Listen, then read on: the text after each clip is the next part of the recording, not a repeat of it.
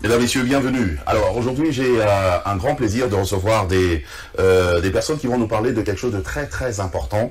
La chose, au fait, c'est une chose qu'on ignore concernant justement les Juifs, les Hébreux. Et le saviez-vous que les Juifs étaient des Noirs? Est-ce que vous le saviez? Enfin, on va essayer d'en parler aujourd'hui avec nos invités qui ont accepté notre invitation. Il s'agit bien sûr du docteur Aké Dieudonné. Bienvenue. Merci, bonjour. Bonjour, et nous avons aussi le docteur King Fortuné, avec qui on a parlé d'ailleurs depuis très très longtemps. On préparait cette émission. Bienvenue. Merci. Voilà, alors je m'en vais directement, je pose la première question parce que c'est vraiment cette question-là qui va nous aider justement à avancer. Hein. Vous allez essayer de répondre tout le temps à deux. Je commence par docteur Aké. Vous dites que les Juifs, les vrais Hébreux sont des Noirs, les Africains. Nous. Pourquoi? D'accord, merci. Je voudrais saluer les téléspectateurs de Congo Web et qui nous suivent actuellement et dire que nous sommes si heureux de partager ce thème avec eux. Et les Juifs sont noirs. C'est choquant. C'est choquant. C'est choquant, mais c'est une réalité parce que quand on parle de Juifs ou Hébreux, cela fait attrait aux Saintes Écritures, à la Bible. Parce que la Bible, nous savons bien que Dieu a donné sa parole à un peuple donné. La Bible dit que Dieu a regardé parmi tous les peuples, il a choisi, n'est-ce pas, une nation. Une nation. Voilà, qui devait, n'est-ce pas, être appelée la nation élue, le peuple élu. Et c'est à ce peuple élu que Dieu a confié sa parole. Et ce peuple-là s'appelle le peuple d'Israël. Et maintenant, nous disons aujourd'hui qu'Israël est un peuple noir. Et ça choque parce qu'il y a un peuple qui existe aujourd'hui. En Israël. Sur le territoire appelé Israël. Israël et qui n'est pas noir. Et qui n'est pas noir. Voilà. Et donc ça peut paraître scandaleux, mais nous voulons partir sur la base des Saintes Écritures parce que si Dieu a parlé de son peuple dans les Écritures, il a dû identifier ce peuple-là. Il a dû identifier ce peuple-là. Que disent justement les Saintes Écritures? Premièrement, il faut d'abord enlever l'obstacle qui fait l'écran dans la mémoire des gens actuellement, parce que dès qu'on dit que les Hébreux sont noirs ou les Juifs sont noirs, directement tout le monde tourne ses regards vers Israël, en Palestine, et on voit que ce sont des Blancs. Alors donc on se dit, mais qu'est-ce que ces gens-là racontent là? Est-ce que ce n'est pas des hérésies là? Alors nous allons voir dans Apocalypse chapitre 2, le verset 9, Apocalypse 2, verset 9, qui nous dit quelque chose de très clair et de très précis. Je connais ta tribulation et ta pauvreté, bien que tu sois riche, et les calomnies de la part de ceux qui se disent juifs et ne le sont pas, mais qui sont une synagogue de Satan. Ça, c'est terrible. Dieu est en train de nous prévenir qu'il y a un peuple qui allait se substituer au peuple élu et qui allait se faire passer pour des Juifs et qui ne seraient pas des Juifs. C'est une imposture, ça. C'est une imposture, mais qui sont une synagogue de Satan, c'est-à-dire des adorateurs de Satan. Une synagogue, c'est un endroit où les Juifs se rassemblent pour adorer. Mais Dieu précise que ce sera les gens de la synagogue de Satan. Ça, c'est terrible. Et nous devons faire attention à cela parce que, alors là, si on ne fait pas attention, on risque de prendre le faux pour le vrai. Et le vrai pour le faux, c'est ce qui a été fait d'ailleurs. D'ailleurs, encore, et après chapitre 3, 9, dit encore la même chose et enfonce la chose plus gravement. Et après 3, 9, qui nous dit encore, voici, je te donne de ceux de la synagogue de Satan qui se disent juifs et ne le sont pas, mais qui mentent. Vous voyez le mot qui est utilisé par Dieu ici, qui mentent. Voici, je les ferai venir se prosterner à tes pieds et connaître que je t'ai aimé. Alors, Dieu dit, je te donne de ceux de la synagogue de Satan qui se disent juifs, mais qui ne le sont pas, mais qui mentent. Quand Dieu dit que quelqu'un ment, il faut bien peser ce mot-là. C'est grave. C'est très grave. Dans la Bible, Jésus a dit que celui qui est le père du mensonge, c'est Satan. C'est Satan. Donc ce peuple-là, Dieu l'a identifié comme étant le peuple de Satan. Voilà pourquoi ceux qui sont en Israël, d'abord à commencer par la langue qu'ils parlent, ce n'est pas l'hébreu, ils parlent le yiddish. Ça, ceux qui ne le savent pas, c'est de l'ignorance. Et le yiddish, c'est une langue germano-turque, mélangée des mots slaves. Deuxièmement, ces gens qui sont là-bas, ils se définissent comme étant des Ashkénazes, des Khazars et des Sepharas. Donc, quand on prend les gens comme les Ashkénazim ou les Ashkénazes, Ashkénaz, bibliquement, c'est le premier petit-fils de Japheth. Et quand on parle d'Israël ou des Sémites, ce sont les descendants de Sem. Vous comprenez bien? Parmi les trois fils de Noé, d'Abraham découle Isaac, Jacob, les 12 tribus qui forment maintenant la nation d'Israël. Donc vous voyez que pour être juif, il faut être d'abord un sémite. Or les Ashkénazes, sont carrément de la lignée de Japhet. Donc ce sont les descendants d'Ashkenaz qui sont en Israël actuellement. Ok, donc sur base de ça déjà, c'est exclu. C'est exclu, ils sont hors sujet. Et maintenant les Khazars, prenons les Khazars. Les Khazars découlent d'un ancien royaume qui a existé entre le 4e et le 11e siècle, hein, qu'on appelait la Khazarie, qui se situait au sud de la Russie et entre la mer Caspienne et la mer Noire. Hein, et justement la zone de l'Ukraine actuellement. Vous voyez un peu. Et ce royaume-là, c'était des Turcs, c'était un peuple turc mélangé de Slaves et de Russes. C'était un peuple usurpateur. C'est-à-dire c'était un peuple qui agressait tous ceux qui passaient. Et donc, ils arrachaient leurs biens, ils les tuaient et ils prenaient leur identité. Okay. Déjà à l'époque, ils étaient déjà comme ça, des imposteurs. Des imposteurs. La Russie et l'Allemagne à l'époque et se sont mis ensemble autour du 7e siècle par là. Ils ont voulu leur faire la guerre pour les détruire.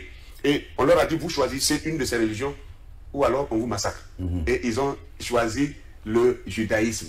Je pose quand même la même question au docteur King.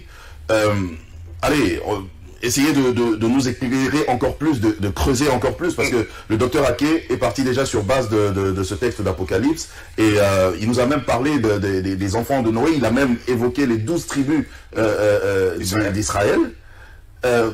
Mais tout ça ne montre pas que le juif est noir. Oui. Ok, ben, je crois que c'est une situation, une question très, très complexe, et puis il faut avoir plus du temps pour développer, mais je pense que nous sommes ici pour donner quelques briefs. Premièrement, je vais prendre la notion de la numérologie. La numérologie par rapport à une clé prophétique dans Ézéchiel chapitre 4, où Ézéchiel s'est penché 390 jours pour porter le péché de la maison d'Israël et 40 jours pour porter le péché de la maison de Juda. 390 plus 40, ça donne 430. Or, lorsque nous voyons le peuple qui a subi la servitude qui a duré près de 4 siècles, il s'agit bien du peuple africain ou du peuple noir qui ont été déportés à partir de l'Afrique. Le châtiment de 4 siècles est un châtiment réservé qu'à Israël. Donc le peuple qui subit ce châtiment-là, assurément c'est Israël. Quelqu'un va dire c'est juste une coïncidence. Il faut maintenant rattacher ces prophéties-là par rapport à ceux-là qu'on appelle les Juifs. Sinon, il faut commencer par régner la Bible. Pourquoi 400 ans de servitude? 4 siècles. Parce que selon Lévitique 26, le verset 18, quand Israël pécherait, Dieu devait les punir 7 fois. Et au verset 33 jusqu'au verset 34, il est dit, je vous disperserai parmi les nations, je vous arracherai de vos terres. Et dans Deutéronome 28, le verset 68, là, dans Deutéronome, il faudrait que les téléspectateurs prennent leurs notes, qu'ils étudient, qu'ils lisent calmement ce chapitre, comme dit mon frère ici, il faut le lire avec les yeux décolonisés. Il s'agit là des châtiments qui devaient toucher Israël en cas de désobéissance. Et le dernier châtiment, il est dit, et l'Éternel te ramènera sur des navires en Égypte, et tu feras ce chemin dont je t'avais dit, tu ne le verras plus. Là, vous vous offrirez en vente à vos ennemis comme esclaves, comme servantes. Donc, la servitude qui devait durer 4 siècles là précis, c'est la traite négrière selon Deutéronome 28, 68. Il devait revenir d'abord en Égypte. Et l'Égypte, c'est l'Afrique. C'est à partir de l'Afrique qu'il devait être vendu. Parce que le mot Mitzraïm, c'est aussi servitude. Parce qu'il ne s'agit pas de l'Égypte à l'origine. L'Égypte, ce sont les Grecs qui ont amené ça. Mesdames, messieurs, vous pouvez toujours laisser un commentaire, un message à ce numéro de téléphone. Je sais que là, dans vos maisons, ça bouillonne un tout petit peu. C'est vrai que moi-même aussi, quand j'ai appris ça, parce qu'on a eu à faire un briefing, ma tête avait bougé, donc on doit essayer de comprendre. On a parlé d'Héber, docteur Ake. Héber, était-il, lui, l'ancêtre des Hébreux, était-il noir? Merci. Je vais le prouver maintenant. D'abord, je commence par vous dire, pour que vous puissiez bien comprendre, et tous les téléspectateurs puissent comprendre ce que nous sommes en train de dire, il faut que nous passions aussi sur la réalité. Vous voyez l'Égypte antique. L'Égypte antique, c'est prouvé aujourd'hui, ce n'est plus un secret pour quelqu'un que l'Égypte antique était nègre. Alors, sur cette base-là, si nous prenons Exode chapitre 2, Exode chapitre 2, versets 5 à 9, que je vais parcourir rapidement, là-bas, c'est la naissance de Moïse. Et vous savez qu'au moment où Moïse naissait en Égypte, Pharaon avait pris la décision d'éliminer tous les enfants mâles qui naissent parmi les Hébreux. Mais voilà que Moïse et sa mère l'extrait et le cache parce qu'il était trop beau, dit la Bible. Et donc, jusqu'à un certain âge, elle ne pouvait plus le conserver et elle est allée le glisser sur le Nil comme on le laissait dans un panier. Et la Bible dit que la fille de Pharaon a récupéré cet enfant. Et elle a dit, ça c'est un enfant des Hébreux. Je vais le prendre et je vais l'élever. Elle va présenter cet enfant à son père qui est Pharaon. Et elle dit, c'est mon enfant. Et son père accepte ça. Donc, ça veut dire que si Pharaon n'a pas pu reconnaître que cet enfant-là était un enfant hébreu, alors que les pharaons étaient noirs, si les Hébreux étaient blancs, comment un enfant blanc pouvait-il se cacher dans la maison de Pharaon, alors que Pharaon cherchait à tuer tous les petits garçons blancs? Maintenant, ce même Moïse-là, quand il grandit, il voit qu'un Égyptien est en train de frapper un Hébreu, son frère, il prend la défense. Quand il tue l'Égyptien et qu'il fuit dans le désert, il se retrouve chez un monsieur qu'on appelle Jéthro le Madianite. Et il trouve les filles de Jéthro, il prend leur défense au bord du puits, et les filles rentrent chez elles à la maison. Ça se trouve dans Exode chapitre 2, le verset 16 à 22. Et leur père dit, mais les filles, vous êtes vite rentrées tôt aujourd'hui, là, qu'est-ce qui s'est passé? Elles répondent ceci: un Égyptien nous a délivrés de la main des bergers. Et même il nous a puisé de l'eau et a fait boire le troupeau. Un Égyptien. C'est-à-dire, Moïse même... Il n'y avait aucune différence. Vous voyez, non? Ça veut dire que Moïse et les Égyptiens, il n'y avait pas de différence. Maintenant, tout le peuple d'Israël, quand Jacob meurt en Égypte, et que Joseph décide d'aller enterrer son père à Canaan, n'est-ce pas? Cette histoire se trouve dans Genèse 50. Genèse chapitre 50, versets 7 à 11.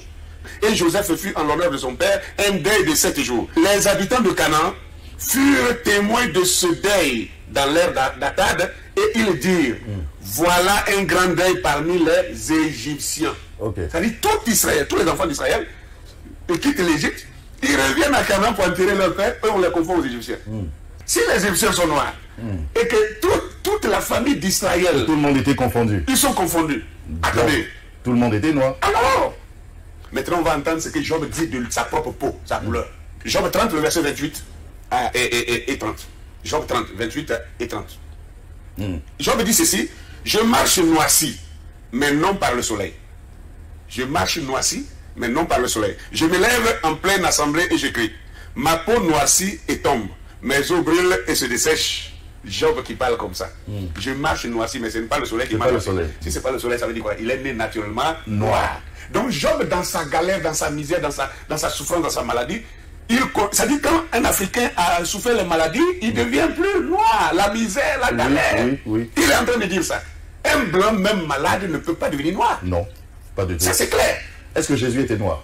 Que Jésus est né parmi les Hébreux. Et si les Hébreux sont noirs, Jésus est né parmi les Hébreux en tant que noir. Jésus n'a jamais été blanc. D'accord. Dr King, maintenant là vous le dites, vous le développez et voilà, vous essayez de faire comprendre au peuple noir que ben voilà, ce sont les noirs qui sont les vrais juifs, les vrais Hébreux. Alors, qu'est-ce qui a fait que les identités changent?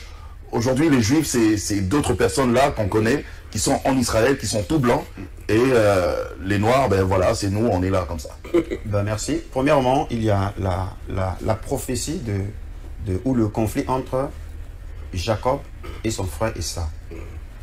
Ces deux nations, depuis le sein de leur mère, ils étaient en guerre. Mais il a été annoncé que l'aîné sera assujetti par le plus petit, le cadet. Et la bénédiction a été donnée à Jacob, et Esau s'est vu être privé de tout. Mais au moment où Jacob sera dans un état d'errance, alors Esau va se délivrer de son joug. Il va contre-attaquer. Raison pour laquelle nous avons montré que celui qui a reçu les promesses, les lois, le culte, l'adoption, c'est Jacob ou Israël. Et quand il pêche, il sera détruit, puni 7 fois. Et parmi ces punitions, le niveau suprême de la punition, c'est la déportation. Ésaïe 18 parle, le verset 1 à 7 parle de ce pays qui fait ombrage avec ses ailes, tel où retentit les cliquetis des armes, qui est au-delà du fleuve de l'Éthiopie, ce pays qui est coupé par le fleuve. Le verset 7 dit qu'en ce temps-là, des offrandes seront apportées par ce peuple vigoureux, nation puissante qui écrase tout et dont le pays est coupé par les fleuves. Et Sophonie 3, le verset 10, dit d'au-delà des fleuves de l'Éthiopie, mes adorateurs, mes dispersés, m'apporteront des offrandes. Donc, conformément à ces deux écritures, Ésaïe 18 et Sophonie 3, 10, nous comprenons par là fleuve de l'Éthiopie. Ça veut dire que les dispersés d'Israël vont se retrouver au temps de la fin au-delà des fleuves de l'Éthiopie. Ça, on peut faire recours à n'importe quel géographe ou à n'importe quel anthropologue. Il va nous faire comprendre que nous sommes bien sûr au-delà des fleuves de l'Éthiopie. Donc, qui sont au-delà des fleuves de l'Éthiopie? C'est un peuple. Nous sommes au-delà des fleuves de l'Éthiopie. Il est au-delà des fleuves de l'Éthiopie. Maintenant, nous devons nous examiner. Qui sommes-nous? Soit c'est les prophéties qui trompent, ou soit c'est nous qui avons un problème. Alors, pourquoi nous avons perdu cette identité? C'est parce que parmi les châtiments dans Deutéronome 32, au verset 36 de Deutéronome 32, il dit: je ferai disparaître leur mémoire d'entre les hommes. Donc la mémoire d'Israël disparaîtra parmi les hommes. Dans le psaume 83, il est dit: voici tes ennemis s'agitent, ceux qui te haïssent lèvent la tête. Ils forment contre ton peuple des projets pleins de ruses et ils délibèrent contre ceux que tu protèges. Venez, disent-ils, exterminons-les du milieu des nations, qu'on ne se souvienne plus du nom d'Israël. Ils se concertent tous. D'un même cœur, ils font alliance contre toi, les tentes d'Édom et les Ismaélites, Moab et les Agaranites. Donc ils sont Édom est à la tête de cette coalition. Parce que Édom, il est roux. Ok? Donc Édom est plus clair à la naissance que Jacob. Ok? Et Édom finira par se mélanger. Il se mélange toujours avec la lignée de Japheth pour chercher le secours afin de prendre la place de son frère Jacob, parce que prendre la place de son frère Jacob, c'est prendre la bénédiction. D'où vous verrez que lorsque Israël ou les tribus de Juda ont été déportés à Babylone, la terre est restée inoccupée, les Édomites sont venus pour s'établir sur cette terre. Ok? Et c'est au retour de la déportation que les Maccabées ont fait la guerre aux Édomites, et après leur avoir vaincu, ils les ont contraints à se circoncire. Voilà comment les Édomites sont devenus juifs par religion. En fait, il y a eu usurpation, il y a toute une guerre entre Édom et Jacob. Donc si on vous dit que moi c'est Jacob, le monde entier va bénir Jacob. Parce que quand Jacob s'est présenté devant son père, il ne s'est pas présenté comme Jacob, il s'est présenté comme Édom. Et Isaac a béni Ésaü, alors que la bénédiction tombait sur Jacob. Rendez-vous compte que nous sommes Israël et vous bénissez un autre peuple qui n'est pas Israël. Mais la bénédiction, elle est effective. Ça va sur ce peuple-là. Parce qu'Israël avait reçu, selon Deutéronome 28, la bénédiction des finances. Tu prêteras à beaucoup et tu n'emprunteras pas. Tu seras la tête et non la queue. Tu seras en haut et jamais en bas. Et maintenant, si on vous a usurpé votre identité, alors, et vous donnez cette bénédiction-là aux autres, voilà pourquoi les Juifs de Wall Street contrôlent les finances, contrôlent le monde entier. Parce que le monde les considère comme étant, eux, la lignée d'Abraham. Alors que la lignée d'Abraham, après les châtiments, devait se retrouver en Afrique pour suivre la servitude qui devait durer 4 siècles. Et je crois que le temps nous manque pour lire sérieusement comment ils ont quitté Israël pour se retrouver en Afrique. C'est écrit dans les Saintes Écritures. En tout cas, alors j'aimerais que vous avez chacun 2 minutes. Parlez-nous brièvement comme ça de cette conférence qui sera organisée, la conférence qui a pour thème l'origine hébraïque des Africains subsahariens d'au-delà des fleuves de l'Éthiopie. Vous savez, tout ce que nous venons de dire sur ce plateau ne sont que des briefs, mais la conférence nous donnera assez de temps pour déballer on posera toutes les questions. Et les gens vont me poser les questions. C'est pas notre première fois. On a fait la même conférence à Douala, on a fait à Abidjan plusieurs fois, on a fait à chose au Congo-Brazzaville, on est même venu ici en mars. Donc on attend le public là. Venez et vous allez écouter. On va exposer et après on laisse les questions à tous ceux qui voudront poser leurs questions. Parce que cette thématique est très importante parce que la souffrance, vous allez finir par comprendre que la souffrance de l'Afrique découle de là. Et maintenant, la solution, ce n'est pas avec les politiciens. Voilà pourquoi les politiques se sont battus. Ils ont fait tout ce qu'ils pouvaient. Mais ils n'y arrivent pas. Parce que c'est une question de prophétie. Et il faut des sacrificateurs. Il faut que le peuple de Dieu prenne conscience et que le peuple se réveille, que le peuple retourne à son Seigneur avec des pleurs et la repentance. C'est alors que Dieu va ôter l'iniquité de dessus d'Israël et on va reprendre l'ascendance. Notre identité. Oui, et l'ascendance aussi. Voilà pourquoi les signes nous montrent que l'Europe est en train de chuter. Et l'Europe chute parce que le temps de Jacob arrive pour qu'il reprenne l'ascendance. Ça paraît une folie que je raconte. Les gens, beaucoup ne croient pas que l'Afrique va se relever. Ça, c'est grave. Mais c'est une prophétie. Si Dieu a dit, je vais frapper ces gens, mais je vais les guérir. Il nous a frappés pendant 400 ans. Traite négrière, travaux forcés, apartheid, colonialisme, néocolonialisme actuellement. Mais nous allons nous relever. Ça aussi, c'est une prophétie. C'est aussi, Dr King, si je suis juif, d'accord, ok, par rapport aux explications que vous avez données, d'accord, je l'accepte. Mais je ne parle même pas hébreu, moi. Mes frères non plus. Alors comment vous pouvez dire comme ça que voilà, je suis hébreu? Oui, moi je parle le lingala. Mais déjà les Hébreux dans la Bible, où les Israélites ne parlaient pas tous la même langue. Vous verrez, juste en 1 minute. Ok. Dans Ésaïe 19, le verset 18, lorsque la restauration de l'Afrique commence, il dit en ce temps-là, 5 villes dans le pays de l'Égypte parleront la langue hébraïque. Donc selon Dieu, l'hébreu se retrouvera au cœur de l'Afrique. Ce que vous êtes en train d'ignorer, c'est que l'hébreu s'est éclaté et une grande partie des mots se retrouvent dans le lingala, dans le kikongo, dans le swahili, dans le luba, etc. Disons, au commencement, Dieu créa les cieux et la terre et l'Esprit de Dieu se mouvait au-dessus des eaux. Le mot hébreu eau, c'est maïm. Maïm. Et c'est le même mot que vous retrouvez en lingala. Oui, nous aussi on dit maï. Ok. Alors, Israël se retrouve conformément à Ézéchiel 37, au-delà même de la mort, parce que c'est les ossements desséchés. Dans nos églises, on nous a dit que nous étions des ossements desséchés, etc. etc. Mais Ézéchiel n'a pas vu l'église, il avait vu le peuple d'Israël qui est rentré après la mort. Elle s'est déculturée, mais l'espoir est à venir parce que la voix de la prophétie, il y aura un bruit qui va remuer ou rassembler les os et après les nerfs, la peau et la chair. Donc ce que nous faisons ici, c'est peut-être la première étape qui rassemble les os et aussi les nerfs. Parce que les nerfs, c'est le retour de la mémoire. Voyez-vous, pour vous dire que vous ici, les habitants de la RDC, ceux qui sont à Kinshasa, je vous appelle mes frères israélites. Alors nous vous invitons de venir massivement, venir découvrir votre identité parce que c'est lié à votre royauté. Parce que aussi longtemps que nous perdons notre identité, nous avions aussi perdu la royauté. Alors Jacob devient esclave en ce moment-là et Edom commence à régner. Mais la mission, c'est de renverser la tendance. En tout cas, merci Dr King, merci Dr Ake. Donc si je comprends bien, en réalité, on ne devrait même pas avoir des conflits, des guerres entre nous en Afrique parce que nous sommes un seul peuple. Pas du tout. Nous sommes des Hébreux, les vrais. Les vrais Juifs. Oui. C'est pourquoi c'est important qu'on le comprenne. C'est ça qui va nous unir. Alors pourquoi on se bat? On se retrouve la prochaine fois. Vous avez des questions, laissez vos questions. Nous allons revenir ici pour rappeler le Dr Ake et le Dr King. Ils vont répondre à toutes vos questions et vos préoccupations. Je vous aime. Au revoir.